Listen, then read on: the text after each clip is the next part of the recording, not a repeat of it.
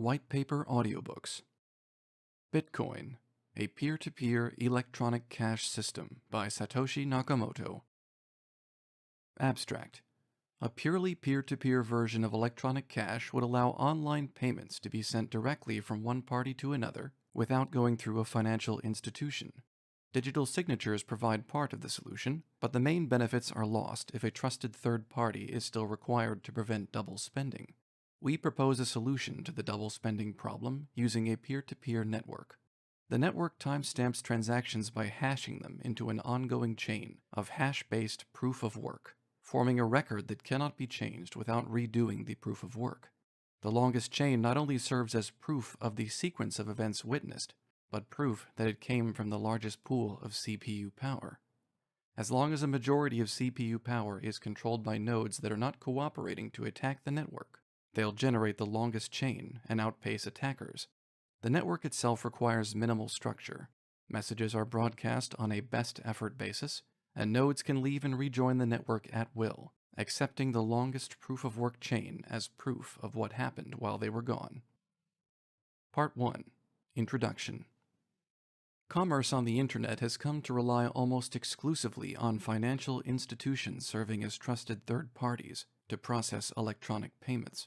While the system works well enough for most transactions, it still suffers from the inherent weaknesses of the trust-based model. Completely non-reversible transactions are not really possible, since financial institutions cannot avoid mediating disputes. The cost of mediation increases transaction costs, limiting the minimum practical transaction size and cutting off the possibility for small casual transactions. And there is a broader cost in the loss of ability to make non-reversible payments for non-reversible services. With the possibility of reversal, the need for trust spreads. Merchants must be wary of their customers, hassling them for more information than they would otherwise need. A certain percentage of fraud is accepted as unavoidable.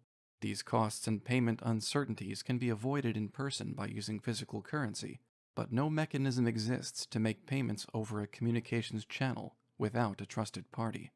What is needed is an electronic payment system based on cryptographic proof instead of trust, allowing any two willing parties to transact directly with each other without the need for a trusted third party.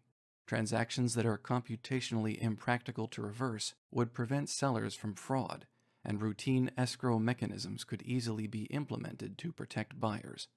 In this paper, we propose a solution to the double spending problem using a peer-to-peer distributed timestamp server to generate computational proof of the chronological order of transactions. The system is secure as long as honest nodes collectively control more CPU power than any cooperating group of attacker nodes. Part 2. Transactions. We define an electronic coin as a chain of digital signatures. Each owner transfers the coin to the next by digitally signing a hash of the previous transaction and the public key of the next owner and adding these to the end of the coin. A payee can verify the signatures to verify the chain of ownership. The problem, of course, is the payee cannot verify that one of the owners did not double spend the coin. A common solution is to introduce a trusted central authority, or mint, that checks every transaction for double spending. After each transaction, the coin must be returned to the mint to issue a new coin, and only coins issued directly from the mint are trusted not to be double spent. The problem with this solution is that the fate of the entire money system depends on the company running the mint, with every transaction having to go through them, just like a bank. We need a way for the payee to know that the previous owners did not sign any earlier transactions. For our purposes, the earliest transaction is the one that counts, so we don't care about later attempts to double spend. The only way to confirm the absence of a transaction is to be aware of all transactions. In the mint-based model, the mint was aware of all transactions and decided which arrived first. To accomplish this without a trusted party, transactions must be publicly announced, and we need a system for participants to agree on a single history of the order in which they were received. The payee needs proof that at the time of each transaction, the majority of nodes agreed it was the first received. Part 3. Timestamp Server. The solution we propose begins with a timestamp server. A timestamp server works by taking a hash of a block of items to be timestamped and widely publishing the hash, such as in a newspaper or Usenet post. The timestamp proves that the data must have existed at the time, obviously, in order to get into the hash. Each timestamp includes the previous timestamp in its hash, forming a chain, with each additional timestamp reinforcing the ones before it. Part 4. Proof of work. To implement a distributed timestamp server on a peer-to-peer basis, we will need to use a proof-of-work system similar to Adam Back's Hashcash, rather than newspaper or Usenet posts. The proof-of-work involves scanning for a value that, when hashed, such as with SHA-256, the hash begins with a number of 0 bits. The average work required is exponential in the number of 0 bits required, and can be verified by executing a single hash. For our timestamp network, we implement the proof of work by incrementing a nonce in the block until a value is found that gives the block's hash the required 0 bits. Once the CPU effort has been expended to make it satisfy the proof of work, the block cannot be changed without redoing the work. As later blocks are chained after it, the work to change the block would include redoing all the blocks after it. The proof of work also solves the problem of determining representation in majority decision-making. If the majority were based on one IP address, one vote, it could be subverted by anyone able to allocate many IPs. Proof of work is essentially one CPU, one vote. The majority decision is represented by the longest chain, which has the greatest proof of work effort invested in it. If a majority of CPU power is controlled by honest nodes, the honest chain will grow the fastest and outpace any competing chains. To modify a passed block, an attacker would have to redo the proof of work of the block, and all blocks after it, and then catch up with and surpass the work of the honest nodes. We will show later that the probability of a slower attacker catching up diminishes exponentially as subsequent blocks are added. To compensate for increasing hardware speed and varying interest in running nodes over time, the proof of work difficulty is determined by a moving average, targeting an average number of blocks per hour. If they're generated too fast, the difficulty increases. Part 5. Network. The steps to run the network are as follows. 1. New transactions are broadcast to all nodes. 2. Each node collects new transactions into a block. 3. Each node works on finding a difficult proof of work for its block. 4. When a node finds a proof of work, it broadcasts the block to all nodes. 5. Nodes accept the block only if all transactions in it are valid and not already spent. 6. Nodes express their acceptance of the block by working on creating the next block in the chain, using the hash of the accepted block as the previous hash. Nodes always consider the longest chain to be the correct one, and will keep working on extending it. If two nodes broadcast different versions of the next block simultaneously, some nodes may receive one or the other first. In that case, they work on the first one they received, but save the other branch in case it becomes longer. The tie will be broken when the next proof of work is found, and one branch becomes longer. The nodes that were working on the other branch will then switch to the longer one. New transaction broadcasts do not necessarily need to reach all nodes. As long as they reach many nodes, they will get into a block before long. Block broadcasts are also tolerant of dropped messages. If a node does not receive a block, it will request it when it receives the next block and realizes it missed one. Part 6. Incentive. By convention, the first transaction in a block is a special transaction that starts a new coin owned by the creator of the block. This adds an incentive for nodes to support the network, and provides a way to initially distribute coins into circulation, since there is no central authority to issue them.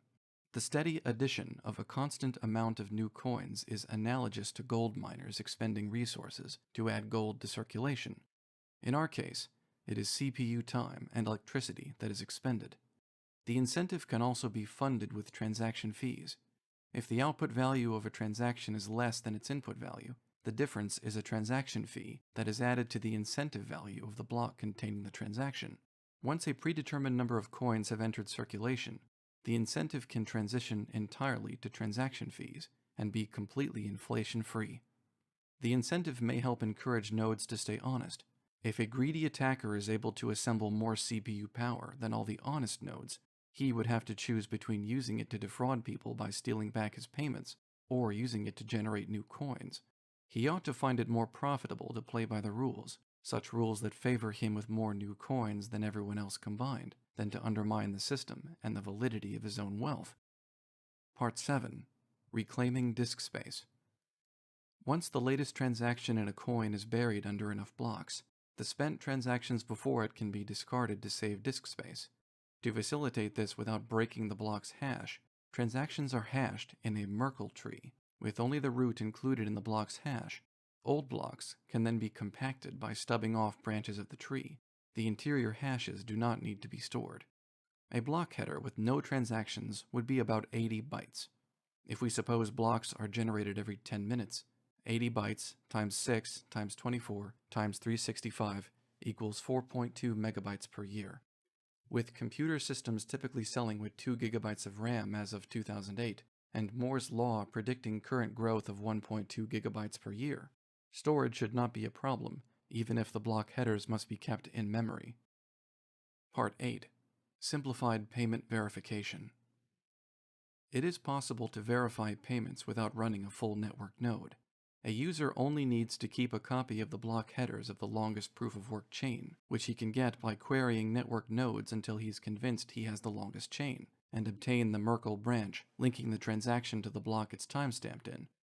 He can't check the transaction for himself, but by linking it to a place in the chain, he can see that a network node has accepted it, and blocks added after it further confirm the network has accepted it. As such, the verification is reliable as long as honest nodes control the network, but is more vulnerable if the network is overpowered by an attacker. While network nodes can verify transactions for themselves, the simplified method can be fooled by an attacker's fabricated transactions, for as long as the attacker can continue to overpower the network. One strategy to protect against this would be to accept alerts from network nodes when they detect an invalid block, prompting the user's software to download the full block and alerted transactions to confirm the inconsistency.